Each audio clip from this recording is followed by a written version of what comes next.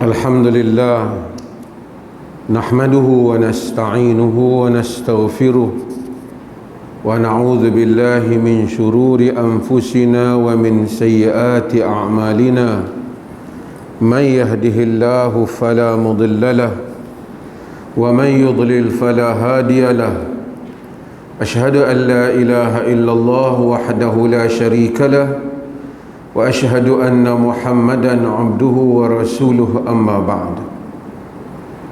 Hadirin dan hadirat yang dirahmati Allah, hadis yang berikutnya masih lagi di dalam bab gesaan al-hathul al-khusyu', gesaan untuk khusyuk di dalam salat. Wa an Jabir bin Samurah radhiyallahu anhuma قال رسول الله صلى الله عليه وسلم لينتهين أقوام يرفعون أبصارهم إلى السماء في الصلاة أو لا ترجع إليهم رواه مسلم. وله عن عائشة رضي الله عنها قالت سمعت رسول الله صلى الله عليه وسلم يقول لا صلاة بحضرة الطعام ولا وهو يدافعه الأخبثان. Ini hadis yang kedua ni telah pun kita bahaskan dalam bab-bab yang lepas, tetapi hadis Jabir bin Samurah belum kita bahaskan. Jabir bin Samurah bin Junadah bin Jundab As-Suwa'i merupakan sahabat Nabi sallallahu alaihi wasallam. Jabir merupakan sahabat dan bapaknya Samurah bin Junadah bin Jundab juga merupakan sahabat Nabi sallallahu alaihi wasallam. Dia dan bapaknya kedua-duanya merupakan sahabat Nabi sallallahu alaihi wasallam. Dan Jabir ini terkenal dengan begitu ingin sentiasa bersama dengan Nabi sallallahu alaihi wasallam, sehingga dalam hadis yang diriwayatkan oleh Imam Muslim, diriwayatkan juga oleh Abu Daud, Jabir menyatakan salaitu ma'an Nabi sallallahu alaihi wasallam alfai salatin, aku salat bersama salaitu ma'an Nabi sallallahu alaihi wasallam aktsaru min alfai salatin, aku salat bersama dengan Nabi sallallahu alaihi wasallam lebih dari 2000 salat. Lebih dari 2000 salat. Maksudnya dia kata lebih daripada 2000 kali salat di belakang Nabi. Sentiasa berusaha dia untuk bersama dengan Nabi sallallahu alaihi wasallam. Kita kalau boleh salat sekali belakang Nabi pun besar. Ni lebih pada 2000 kali salat. Jabir bin Samurah. Tapi kalau kita lihat kehidupan para sahabat radhiyallahu anhum ajma'in, termasuk Jabir dan selainnya, selepas Nabi sallallahu alaihi wasallam tak ada, kerja mereka menyebarkan hadis-hadis Nabi sallallahu alaihi wasallam. Mereka tak pi jual baju hak depa semayang dengan Nabi ke, tak pi buat majlis duk macium kaki lutut depa ke kerana pernah duk sujud sama dengan Nabi. Itu bukan tabiatnya. Sehingga datang manusia yang kemudian yang mengambil kesempatan yang depa tu tak pun sahabat Nabi, kemudian buat majlis-majlis yang menggunakan nama Nabi. Salam dengan tangan dia, kononnya salam dengan tangan guru dia sampai kepada Nabi. Membuat benda-benda yang para sahabat radhiyallahu anhum ajma'in kalau nak buat, mereka patut buat. Abu Bakar patut buat, Umar patut buat, Osman patut buat kalau benda tu disuruh buat. Tapi mereka tak buat demikian. Sebab itu Nabi sallallahu alaihi wasallam menyatakan, bagi faham kepada kita, kerana fa innahu man ya'ish minkum ba'di fasayara ikhtilafan katsira.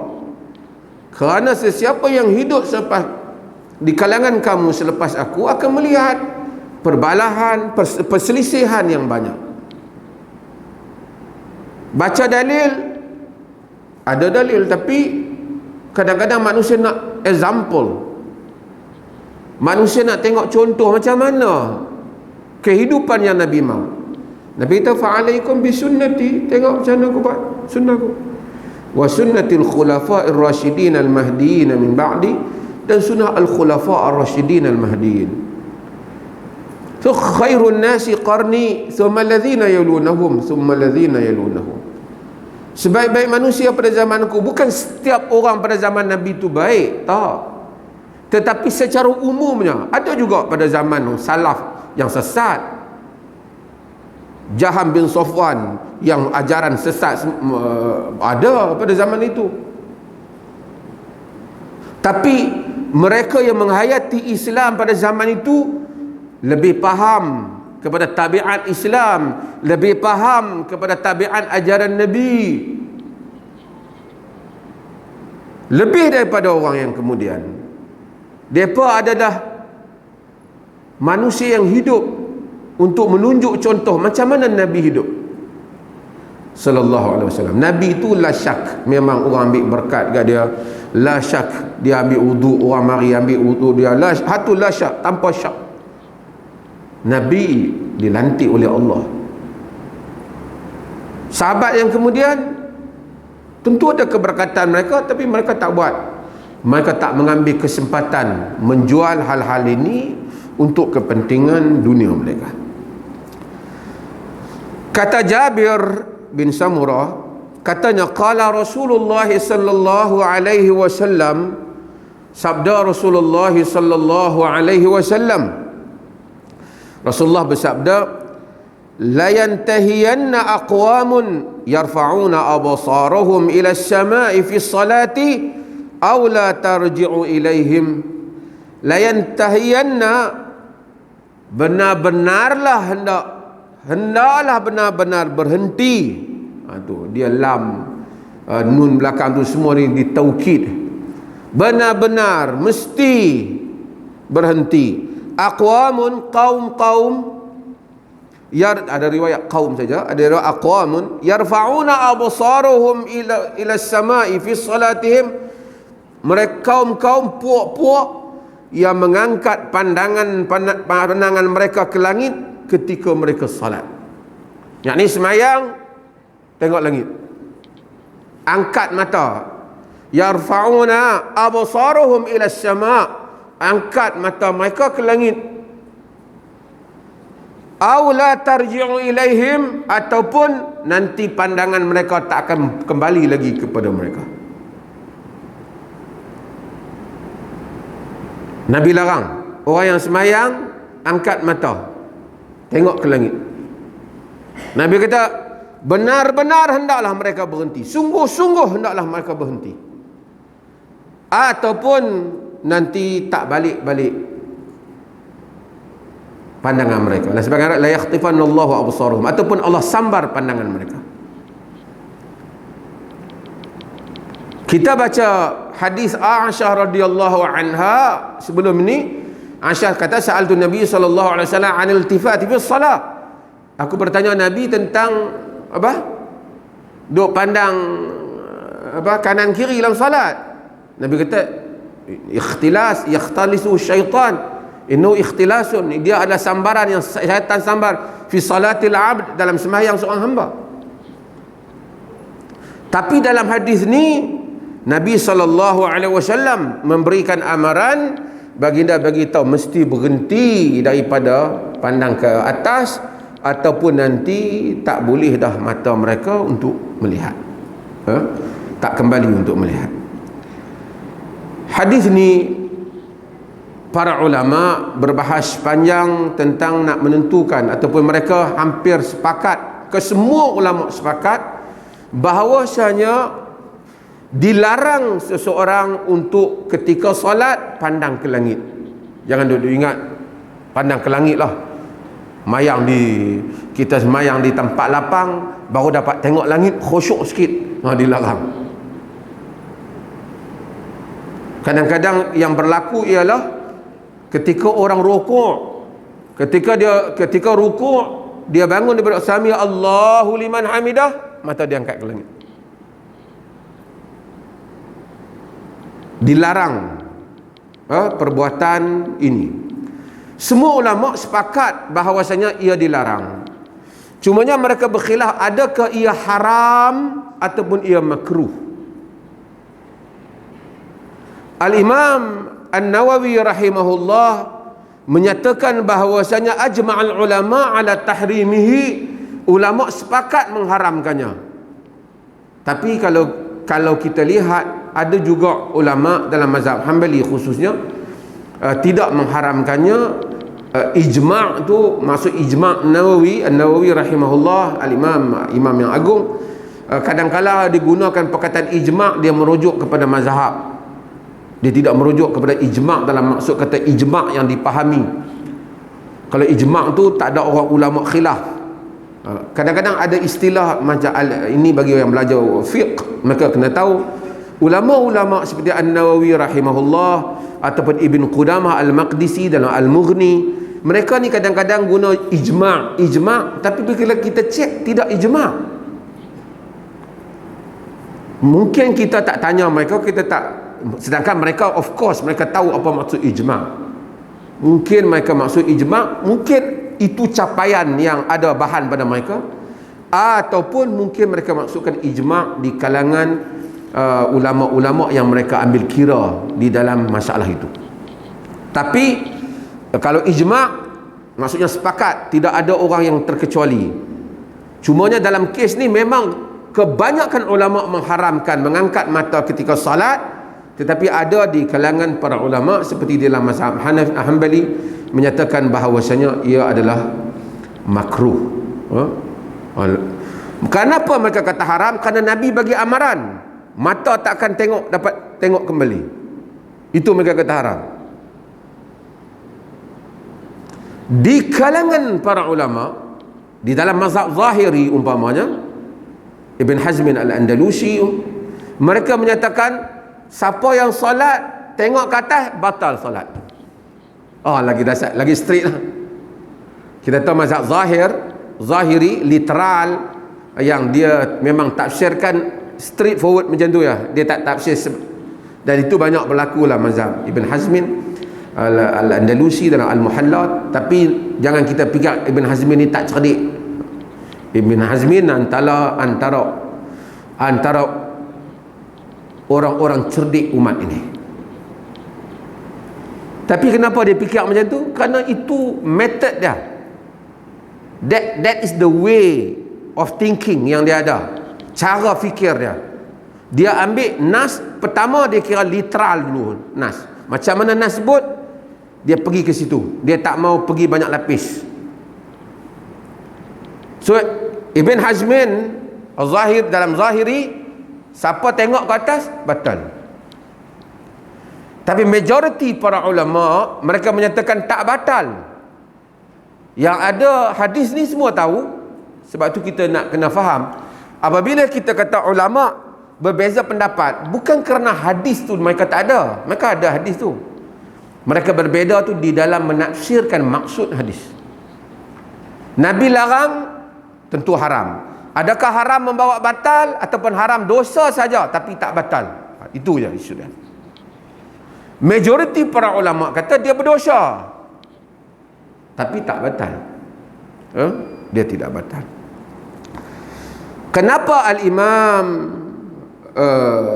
Ibn Hajar Al-Asqalani memasukkan hadis ni dalam bab yang ada ni? Kerana membahaskan masalah apa kita bahas, masalah apa? Masalah khusyuk. Semayang tengok kiri mata, saat tengok kanan, saat tengok atas, itu menafikan khusyuk. Kerana semayang tengok pada mana? Tempat sujud. Salat tengok di tempat sujud. Majoriti para ulama menyatakan salat tengok di tempat sujud. Kecuali dalam mazhab Malik, dia kata tengok ke arah kiblat.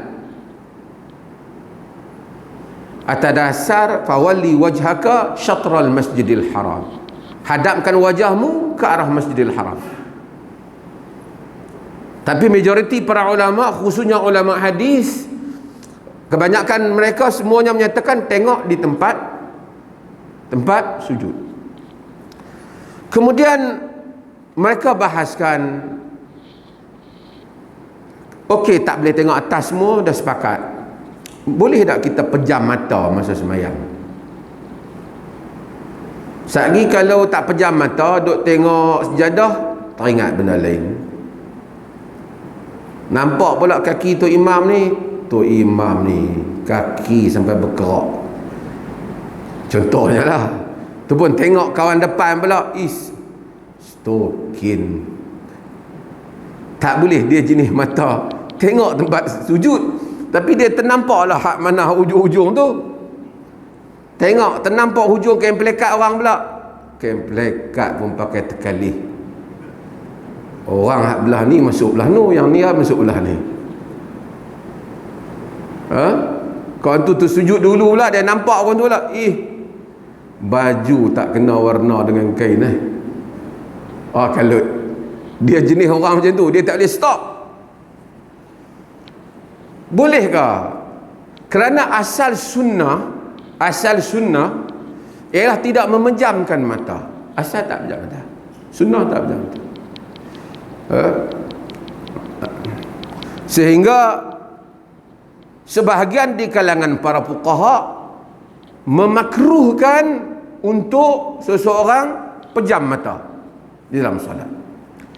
Tetapi sekarang ada dua, satu pejam mata, satu buka mata tak pejam, satu lagi pejam mata.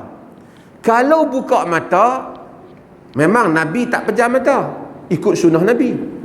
Tapi ada orang bila dia buka mata, dia hilang satu sunnah yang lain yang lebih besar pada buka mata, sunnah khusyuk dalam solat. Kalau dia pejam mata, dia hilang sunnah Nabi buka mata, tapi dia dapat sunnah khusyuk dalam solat. Kalau berlaku hal macam tu, jadi dua. Kalau dia ikut macam kebiasaan Nabi, iaitu Nabi tak pejam mata, dia pula hilang satu sunnah hak Nabi suruh, iaitu khusyuk. Kalau dia pejam mata, dia beredar dengan cara Nabi solat, iaitu Nabi buka mata, dia hilang pula satu benda yang penting dalam solat Nabi, iaitu apa? Khusyuk. Mana dia nak buat? Walaupun ada sunnah Nabi buka mata, ulama-ulama hal-hal yang seperti inilah menyebabkan kadang-kala nas ditimbang dengan maksud, nas ditimbang dengan tujuan yang lain. Hatta Al-Imam Ibn Qayyim menyatakan, dalam keadaan yang seperti itu, maka dia pejam mata. Bahkan kata Ibn Qayyim, dia berpendapat, wal qawlu bistihbabihi fi hadhihi al-hal aqrabu ila usuli syar'i wa maqasidihi minal qawli bil karahah. Dan pendapat yang menyatakan disunatkan, digalakkan pejam mata dalam keadaan macam tu, nak bagi khusyuk tu, lebih dekat kepada usul syarak dan tujuannya dibandingkan pendapat yang menyatakan makruh.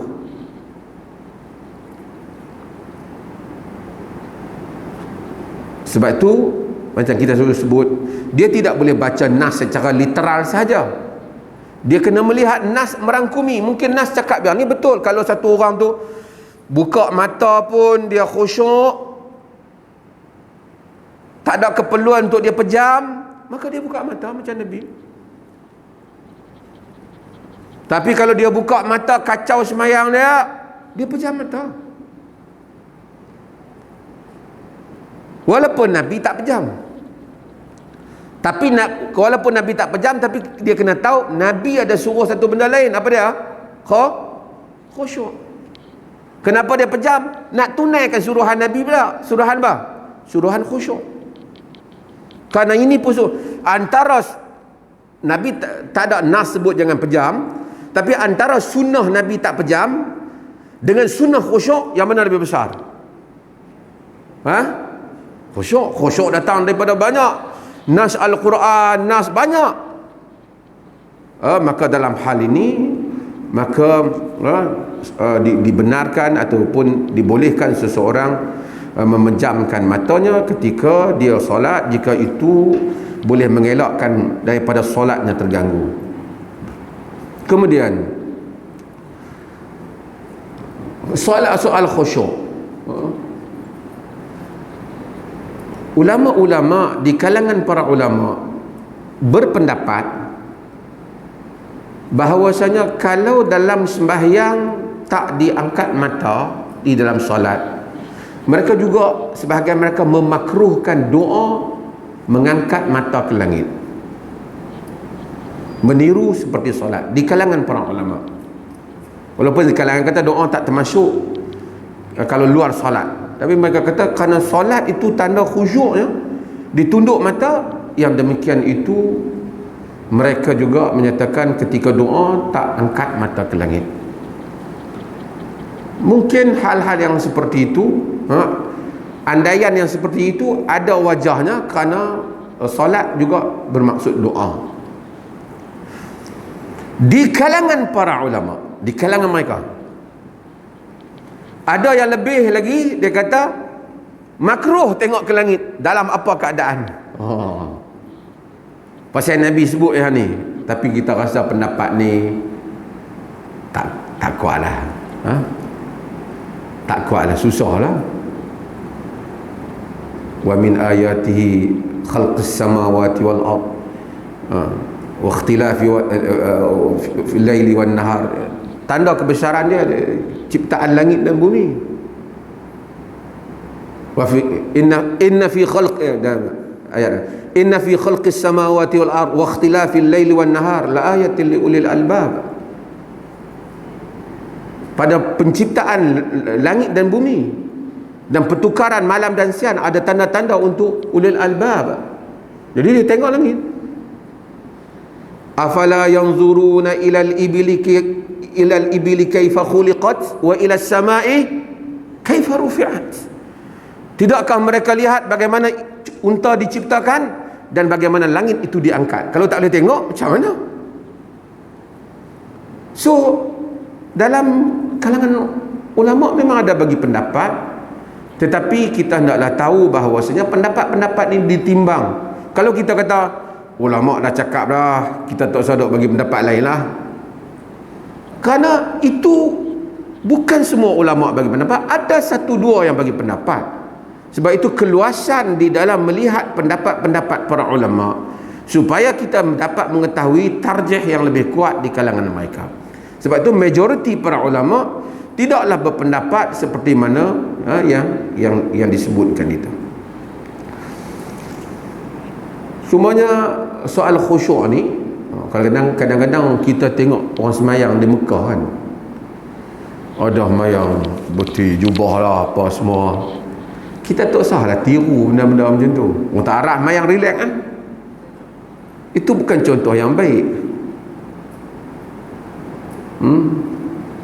Yalah, walaupun tak batal lah, mungkin dia ada keperluan, jubah dia sangkut dia betul tak apalah. Kita tak ada keperluan, tak payah tiru lah. Asas semayang dalam keadaan tumpukan kepada solat. Kalau ada yang buat, kita tengok bukan semua orang Arab tu dia buat tu ikut betul. Kita pergi tengok Masjidil Haram, Arab pada buat. Arab bukan hujah dalam agama.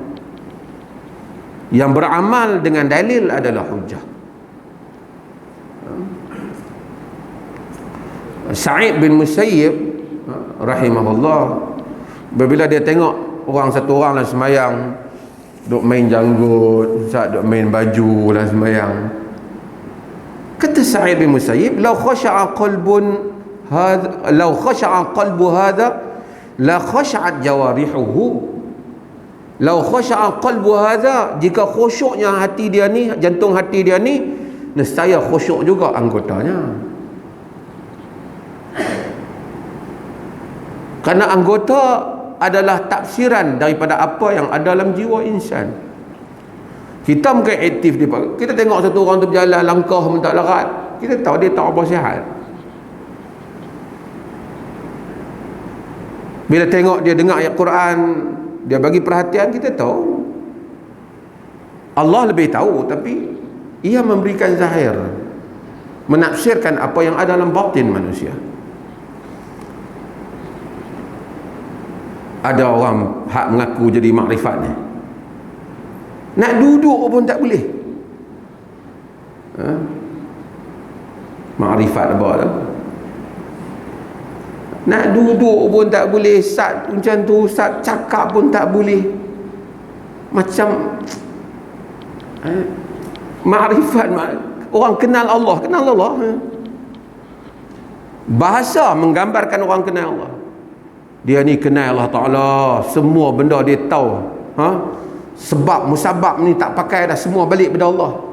Dia habaq makrifat dia macam tu. Lepas tu dia main habaq kat kita, kerana kita buat keluar fatwa lah, dia punya rezeki semua terganggu, orang semua dah tak suka ke dia. Makrifat kok mana? Sebab tu saya sebut, nak berteori, semua orang boleh teori lah. Teori mudah. Yang heran, yang kita tak heran kat dia tu, kita heran kalau ada orang ikut tu, kita heran.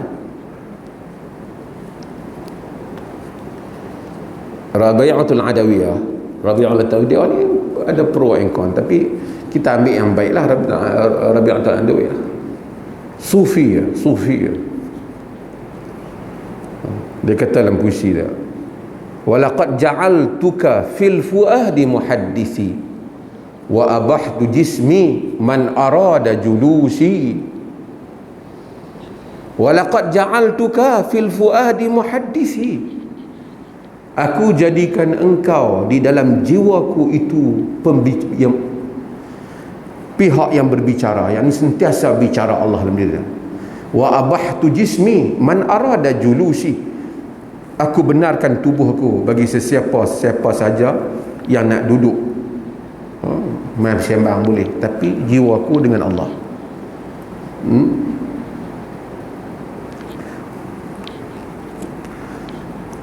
Dengan ini, dalam hadis yang lain Nabi SAW menyebut, la yazalullahu muqbilan 'ala al-'abd fi salatihi ma lam yaltafit fa idza sarafa wajhuhu insarafa anhu.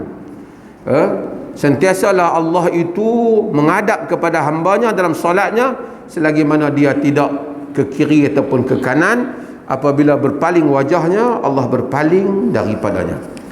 Ini adalah hadis yang penting di dalam masalah ini, dan mudah-mudahan kita mengambil manfaat. Cuma timbul satu perbincangan kalangan ulama.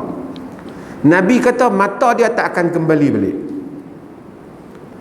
Ada orang semayang duk tengok ke atas sampai sekarang tak buta-buta. Macam mana Nabi kata mata dia tak balik-balik ke dah nanti? Adakah hadis ni bagi tahu kita sesuatu yang tak berlaku? Wallahu ta'ala alam. Kerana pertama, hadis sahih, dia adalah amaran Nabi SAW. Nabi bagi tahu kemungkinan hal itu berlaku. Kemungkinan juga Nabi maksudkan ialah dengan mata absaruhum ni, mata mereka ni ialah maksud mata nurani mereka. Kerana dalam Quran Allah kata fa innaha la ta'mal qulub walakin ta'mal fa innaha la ta'mal absar walakin ta'mal qulub allati fi sudur. Fa innaha la ta'mal absar, kerana sesungguhnya ia bukan buta mata, walakin ta'mal qulub allati fi sudur, tetapi dia adalah buta jantung hati yang berada di dada. Allah kata mata tak buta, tapi jantung hati buta. Dia tengok, tapi dia tidak boleh memahami. Ramai orang tengok tak boleh memahami. Ada orang tengok satu kejadian, dia faham kejadian tu. Ada orang tak tengok kejadian, mendengar cerita, dia faham. Ada insaf daripada Allah. Ada orang tengok berulang kali, tak ada apa. Ada orang Allah bagi dia satu ujian, Kemudian dia minta, Allah keluarkan dia. Kemudian dia patah balik, Allah bagi lagi. Kemudian Allah keluarkan dia. Kemudian berulang kali, tak memberi kesan kepada dia. Ada orang tengok kejadian pada orang lain, memberi kesan kepada dia. Kita sendiri minta perlindungan dengan Allah Ta'ala. Kadang-kadang Allah berikan pengalaman demi pengalaman. Hidup kita lalui pengalaman.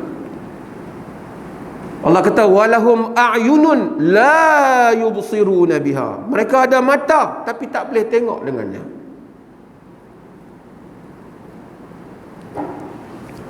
Tuan-tuan, apa sekarang kita sibuk ni kan? Semua kita terlibat dengan handphone ni. Sehingga kita pergi banyak tempat. Kita tengok, kita dah tak mampu berfikir. Kita bawa anak-anak kita pun kadang-kadang sama juga penyakit dah. Sampai merata. Duduk dalam kereta, pergi melancong, dia tak tengok. Dia duduk tengok handphone dia. Kita kata ada pemandangan cantik, dia pun dia snap gambar cantik. Dia sendiri tak tengok, dia tengok gambar di handphone tu je. Sebab apa? Sebab dia nak bubuh dalam medsos dia. Dia nak bubuh dalam media sosial dia. Kemudian orang pakai puji cantik-cantik, dia sendiri bukan tengok pun, bukan hayati pun. Hilang rasa. Bila kita pergi satu tempat, kita tak dapat lagi merasai tempat tu, nikmat tempat tu. Dan itu kita rasai hari demi hari. Allah tarik nikmat. Bila dia berikan satu, dia tarik sehingga kita hilang. Jadi semua dunia kita duduk di sini. Macam tak ramai lagi orang yang indah bahasa-bahasanya, tidak puitis lagi. Tidak ramai lagi orang yang dapat melihat alam ini dan memahati dan membuat kesimpulan apa yang ia lihat daripada alam. Semua suka tengok gambar di media sosial saja. Ini satu keadaan yang bertambah hari, bertambah terhakisnya zauq insani, bertambah terhakisnya nikmat rasa keinsanan dalam diri manusia. Sebab tu tuan-tuan boleh tengok duduk dalam Facebook bahasa kasar, maki orang, sudah tak ada rasa. Dan itu akan menjelma dia di luar daripada ni. Dalam kehidupannya, sama ada dia tak berbicara ataupun bila dia berbicara kasar, tak ada pelapik bahasa. Orang Arab dahulu, bila mereka nak buat syair, mereka tak terus masuk kepada syair. Mereka ada muqaddimah, talaliah mereka dalam syair. Dia nak cerita benda lain, tapi dia akan cerita tentang padang pasirnya, serigalanya. Dia akan cerita apa yang dia lihat, hyena yang dia lihat, dia pasir-pasir yang berterbangan. Barulah masuk tajuk yang dia nak cerita, yang kadang-kadang kita nampak taklah related sangat, tetapi dia merakamkan alam yang ada di keliling dia. Maka dia ada zauq, dia ada kehalusan jiwa.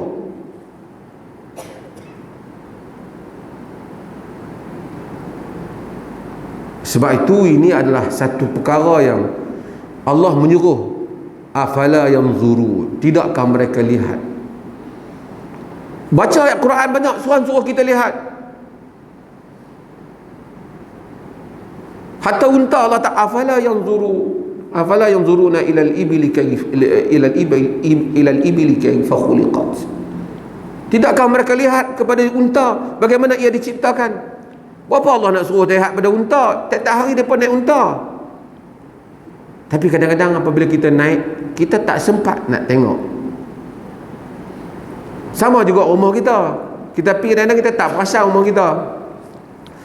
Kalau pergi rumah orang kita nampak. Padahal balik rumah aku pun ada juga rupanya.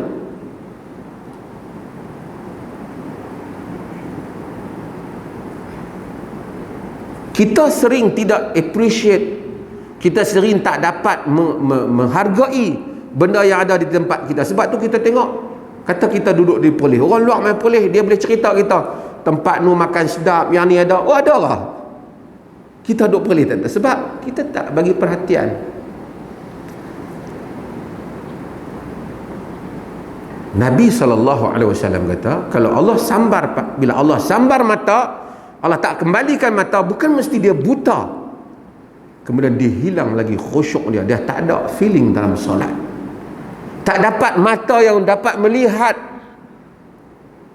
kerana manusia bertambah halusnya salat mereka dengan Allah, khusyuk solat malamnya, dia sujudnya, baca istighfarnya, lebih banyak dia amalkan benda tu, lebih halus perasaan dia.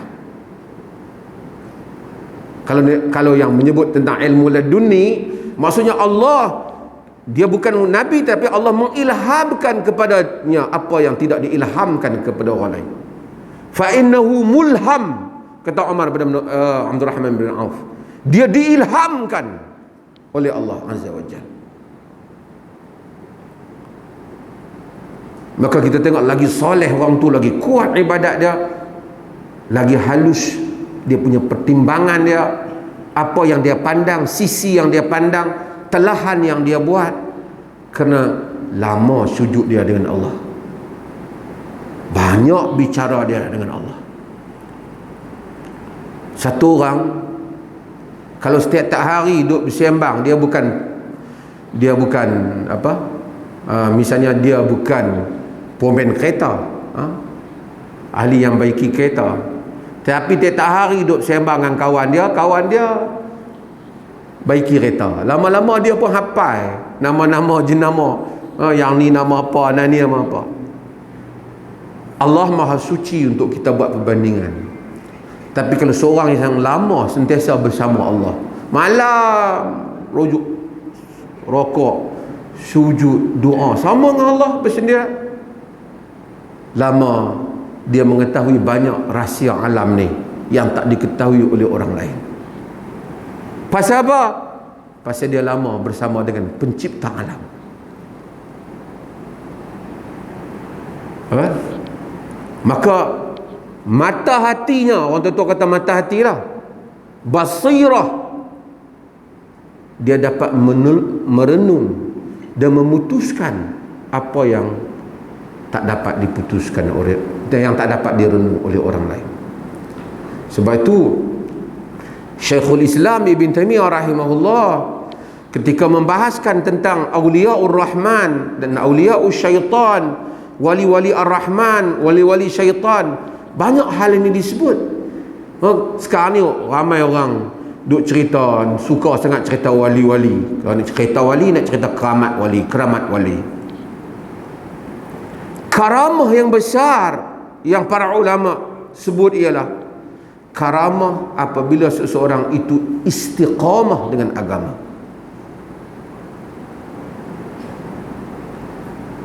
Alladzina qalu rabbuna Allah, innal ladzina qalu rabbuna Allah summa istaqamu tatanazzalu alaihimul malaikah. Orang-orang yang menyatakan Tuhan kami adalah Allah, kemudian mereka beristiqamah, tatanazzalu alaihimul malaikah, turun kepada mereka malaikat. Alla takhafu wa la tahzanu, jangan kamu takut, jangan kamu duka cita. Tanda dia ni wali apa karamat dia, boleh berjalan atas air. Yang tu suka orang cerita, dia masuk kedai, siapa tak perasan ambil barang macam tu ya? Tak ada lah wali macam tu. Dulu ada orang suka cerita macam tu, saya kecil-kecil, masuk kedai Cina tak perasan barang dia boleh ambil. Budak-budak kan dia, wali apa macam tu. Atau wali karamah yang besar ialah seorang tu apabila istiqamah di atas jalan kebenaran sehingga akhir hayat dia. Kerana yang tu bukan semua orang boleh buat. Ni orang tua-tua kita tengok daripada muda, cikgu ni, Pak Haji ni, lebih ni duduk main masjid, sampai sekarang main masjid, sampai ke mati duduk main masjid. Yang tu karamah, keramat orang dah. Bukan semua orang boleh buat. Allah bimbing dia boleh buat. Daripada muda sampai tua ataupun sentiasa bangun sembahyang malam. Bukan semua orang boleh buat. Karamah. Tapi kalau sekadar nak berjali, buat benda pelik, orang jadi heran terkejut, tu ramai orang boleh buat pelik. Tapi untuk istiqamah, fastaqim kama umirt, beristiqamahlah kamu seperti mana yang diperintahkan. Dalam riwayat Ibn Abbas, walaupun ada perbincangan riwayat ni, Nabi sebut, sayyabatni hudun, telah mengubankan kepalaku Hud wa akhawatuha, dan saudara-saudara yang lain, surah Hud, kerana antaranya kata Ibn Abbas, kerana fastaqim kama umir, beristiqamahlah macam mana kamu diperintahkan. Oh, yang ini susah. Setahun, 2 tahun main masjid, semayang, boleh, lama-lama hilang. Masa awal-awal semangat, boleh. Tapi kalau kita tengok orang tu, apa pun berlaku, dia mempertahankan agama sehingga ke akhir hayatnya. Oh, karamah. Yang ni orang tak boleh buat. Hak lain tu ramai orang boleh buat. Manusia macam kita saya sebut, bukan mudah. Orang nak main sembahyang subuh, mudah-mudahan kita semua subuh jemaah. Ada orang dia main 2 hari pertama, dia kata, berjaya aku 3 hari boleh main. Lepas tu setahun hilang. Bukan mudah. Sebab itu kita tak bayar. Bukan kalau Allah ada bagi kurniaan yang luar biasa pada orang, tak dinafikan. Bukan kata tak ada karamah lain. Tapi bila kita tengok satu kawan kita ni, setahu kita daripada muda sampai tua, baik orang dia, akhlak baik, solat jaga, kebajikan baik, wali dah. Wali ya, tu karamah dah. Kerana itu tak mudah untuk dilakukan. Allah, masuk waktu kan?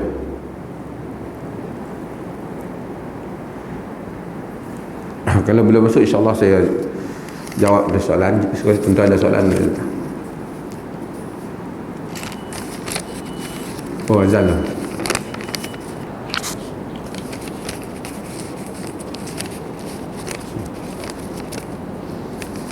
Ada berapa soalan Bismillah, Allah, ada berapa soalan saya buka ni, ada soalan saya tak tengok soalan ni. Yang ni minggu lepas punya kot, saya ingat ni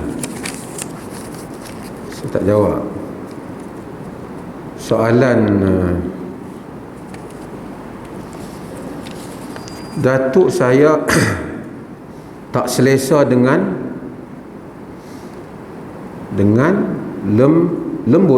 lembab. Ingat lembut orang lain, lembut lain pula, lembab lain pula. Saya tak selesa dengan lembab. Lepas ambil wuduk, saya pun kesat air wuduk belum solat. Adakah terjejas wuduk saya? Maksudnya apa ni? Maksud lepas mayat ambil wuduk, lap lah. Para ulama membincangkan tentang apa hukum tanshif ataupun tajfif.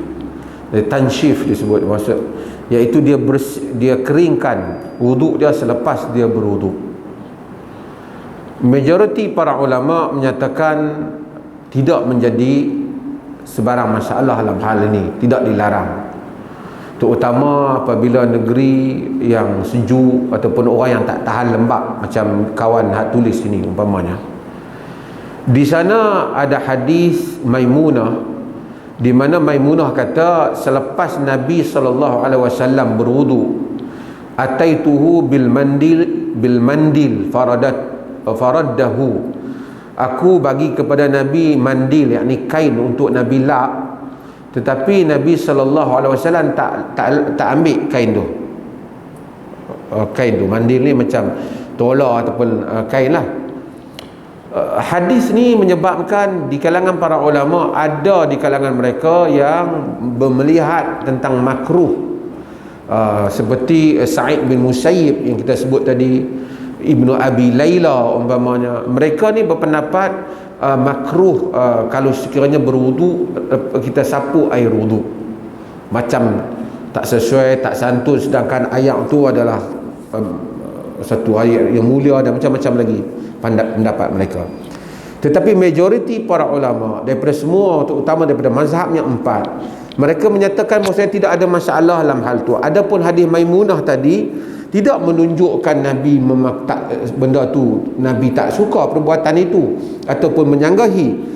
Kerana boleh jadi Nabi tak mau sapu tu kerana Nabi tak mau, ataupun mungkin kerana Nabi tak mau kepada tola tu. Mungkin kerana kadang-kadang orang tu tak nak, mungkin tak semesti kerana dia tak mau keringkan, mungkin kerana kain yang diberikan tu dia tak nak, mungkin masa tu dia tak nak. Dan tidak ada larangan apa-apa daripada Nabi dalam hal ini. Dan ini bukan ibadat, dia bukan wudu. Satu orang rasa basah, dia nak lap, dia bukan wudu, ia kehidupan. Maka asalnya boleh dalam hal ini, tidak menjadi masalah.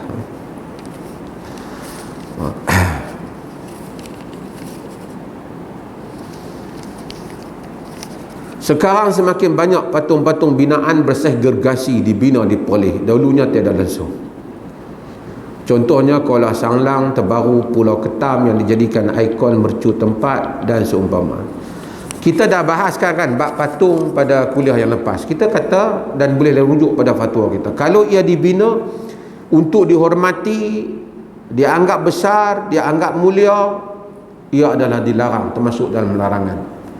Tetapi kalau untuk pendidikan, permainan saja-saja, nak syok untuk main saja, tak ada apa-apa unsur kebesaran, asalnya hendaklah dielakkan. Tetapi sebahagian besar juga di kalangan para ulama menyatakan ia tidak dilarang, lagi mana dia ada tujuan-tujuan yang tidak membawa kepada unsur memuliakan patung tu.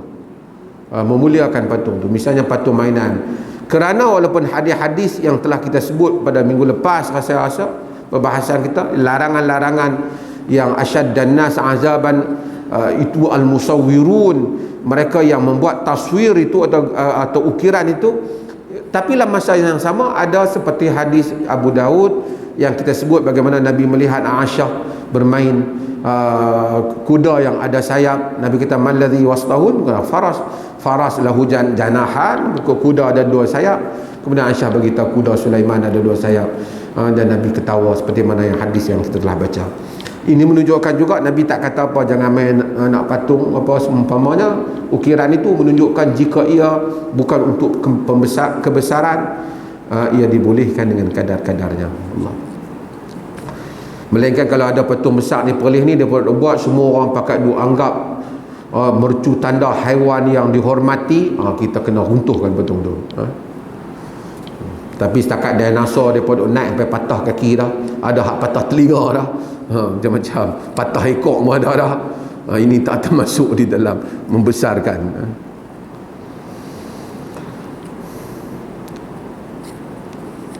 Bolehkah kita menggantikan surah lain daripada surah Sajadah pada pagi Jumaat yang ada ayat yang untuk sujud?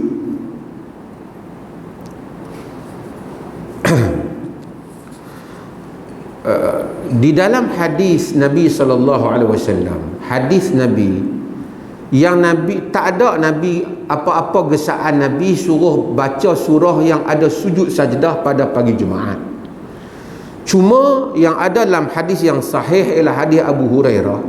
Abu Hurairah katakan Nabi SAW yaqra'u fi fajri yaumil jum'ah, Nabi baca pada fajar hari Jumaat Alif Lam Tanzil, surah Sajdah lah yang kita dok baca tu, dan Nabi baca Hal ata 'alal insan, yang seperti mana tu imam baca. Dan kita telah keluarkan fatwa galakkan, maka para ulama menyatakan pagi subuh hari Jumaat macam besok ni memang disunatkan baca Alif Lam Sajdah tu, surah Sajdah tu, iaitu Alif Lam Tanzil, dan kemudian dibaca Hal ata 'alal insan, surah Al-Insan. Ini adalah sunnah.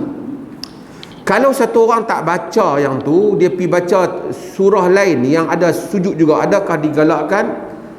Tidak digalakkan, dengan maksud kita kena cari ayat untuk sujud juga pagi Jumaat. Tak ada maksud yang seperti itu.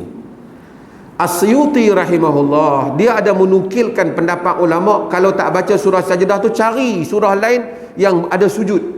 Tapi pendapat itu tidak disetujui oleh majoriti para ulama. Bahkan Al-Imam Nawawi dalam At-Tibyan menyatakan minal bid'ah, termasuk di kalangan bid'ah. Oh, dengar pokok tu marah. Ni Imam Nawawi kata, mazhab Syafi'i. Dan At-Tibyan.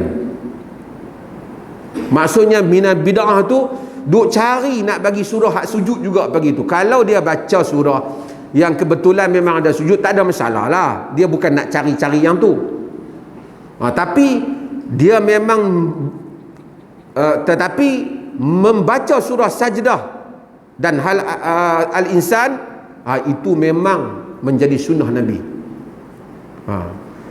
Baca surah Sajdah yang kita baca tu bukan kerana Nabi nak suruh kita sujud pada sesi tafsiran para ulama. Bukan, isunya bukan sujud. Memang bila ada ayat dalam Sajdah itu ada tempat untuk kita sujud, kita sujud.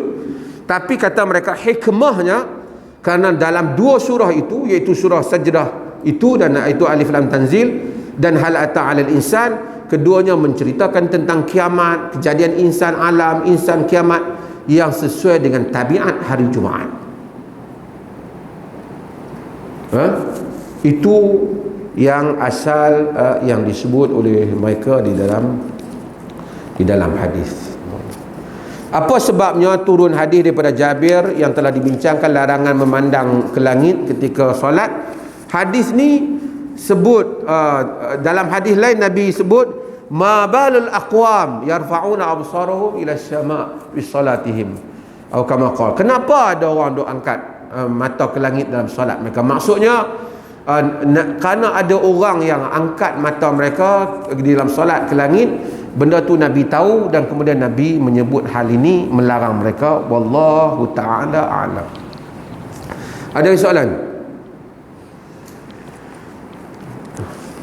Jika tak ada, alhamdulillah wassalatu wassalamu ala rasulillah wallahu a'lam.